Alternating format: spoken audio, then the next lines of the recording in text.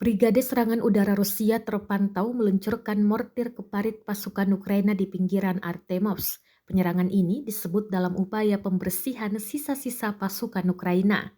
Rekamannya beredar di Telegram pada Senin 29 Mei 2023. Dalam keterangan unggahan disebutkan Brigade Serangan Udara Pengawal Terpisah ke-31 mengirim salam ke pasukan Ukraina melalui mortir di sisi Artemovsk. Drone Rusia merekam jelas mortir meledak tepat di dalam parit pasukan Ukraina.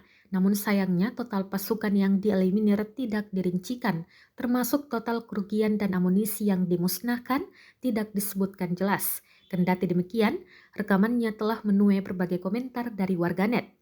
Sebelumnya, militer Rusia pada Minggu 21 Mei 2023 mengkonfirmasi bahwa operasi detasemen penyerangan yang didukung artileri dan penerbangan dari kelompok pasukan selatan telah menyebabkan pembebasan total kota Artemovsk Bakhmut di Republik Rakyat Donetsk. Живой силе и военной техники противника в 143 районах. В районах населенных пунктов Яковлевка Донецкой Народной Республики, Житловка, Червоная Деброва Луганской Народной Республики.